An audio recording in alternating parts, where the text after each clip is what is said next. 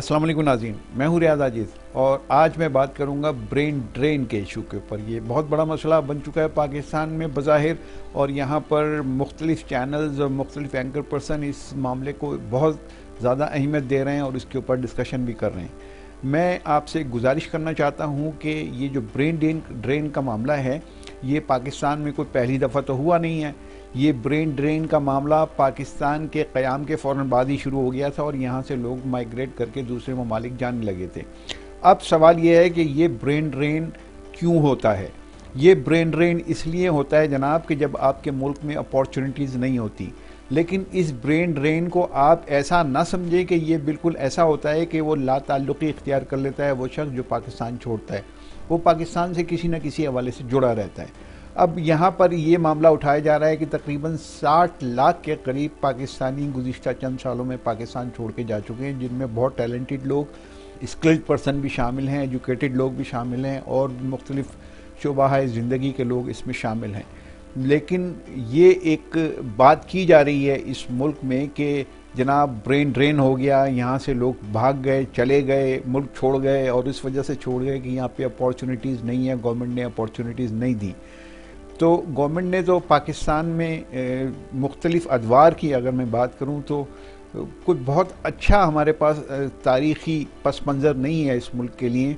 इस मुल्क के हवाले से यहाँ पर हर दौर की हुकूमतों ने अपने अपने मफादात चुने और वो अपने रास्ते पे हो लिए। ये एक सिलसिला एक तवील अरसे से जारी है, 70-75 साल से पाकिस्तान में, और पाकिस्तान बजाय तरक्की की तरफ सफ़र करे वो उल्टा सफ़र कर रहा है। जितनी वो तरक्की कर ली थी उसको भी रफ्ता रफ्ता वो ख़त्म करता जा रहा है। तो जब ये सिलसिला किसी मुल्क में होता है तो ब्रेन ड्रेन तो होगा, लेकिन दूसरा इसका एक बहुत पॉजिटिव पहलू भी अपनी जगह मौजूद है जिससे हम इनकार नहीं कर सकते। यानी वो लोग जो मुल्क छोड़कर जाते हैं, टैलेंटेड लोग होते हैं, पढ़े लिखे लोग होते हैं, हुनरमंद लोग होते हैं, मुख्तलिफ़ शोबाए ज़िंदगी में महारत रखने वाले लोग होते हैं। जब वो दूसरे ममालिक जाते हैं और वहाँ जाके सर्विसेज करते हैं या वहाँ जाके मुस्तकिल सुकूनत इख्तियार करते हैं तो उसका एक फ़ायदा तो उनके यहाँ पर जो लवायकीन है उनको पहुँचता है और अल्टीमेटली इनडायरेक्टली मुल्क को भी पहुँचता है, क्योंकि रेमिटेंसेस आ रहे होते हैं।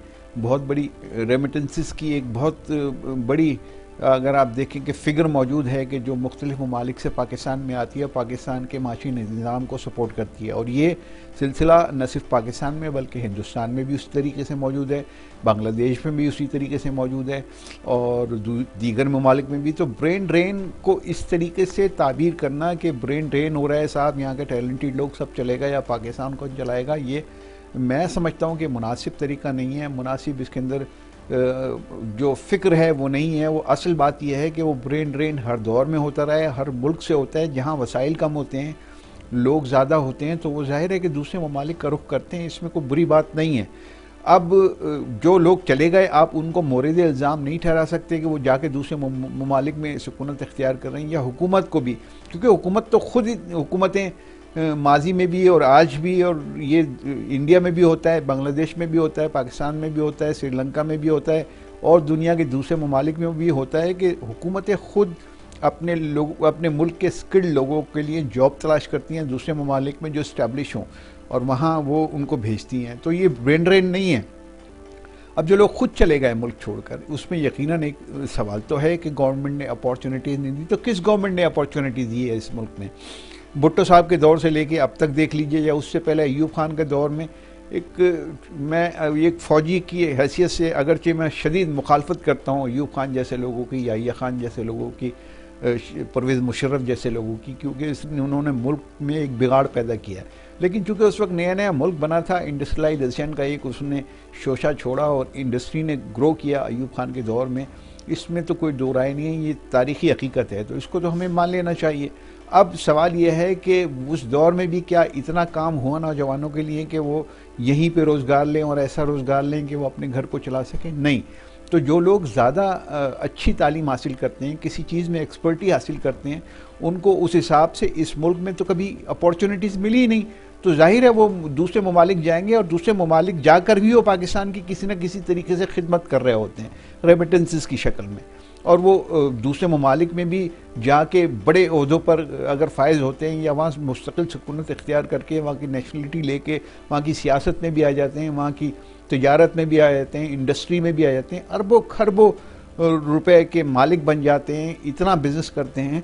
तो ऐसे बेशुमार लोग माजी में भी मौजूद थे, माजी में भी रहे हैं, और आज भी अगर हैं तो इसके अंदर कोई इतनी ज़्यादा हैरत की बात होनी नहीं चाहिए। और ये मौजू ऐसा है नहीं कि जिस पे इतनी लंबी लंबी बहसें और इतने लंबे लंबे प्रोग्राम किए जाएं। मैं समझता हूँ कि ये एक ऐसा मौजू है कि जो सारी दुनिया में ही मौजूद है किसी न किसी शक्ल में, क्योंकि सारी दुनिया से जो लोग रोज़गार की तलाश में दूसरे ममालिक जाते हैं, इसका मतलब ये होता है कि वहाँ उनके मुल्क में, अपने मुल्क में अपॉर्चुनिटीज़ कम हैं और वो अपनी मेरिट के मुताबिक उन अपॉर्चुनिटीज़ को अवेल नहीं कर सकते, या उनके पास है ही नहीं तो फिर वो अवेल क्या करेंगे। तो दूसरे ममालिक जाकर वो अपॉर्चुनिटी अवेल करते हैं और वहाँ जाकर वो इनकम जनरेट करते हैं अपने लिए, अपने ख़ानदान के लिए और अपने मुल्क के लिए।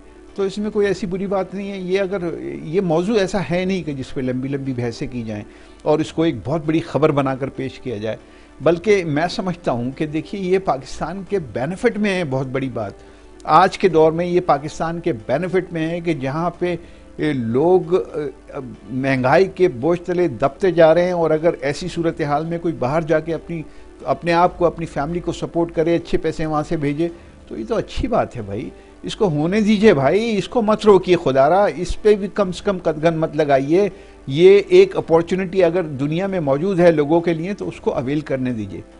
आपका बहुत शुक्रिया।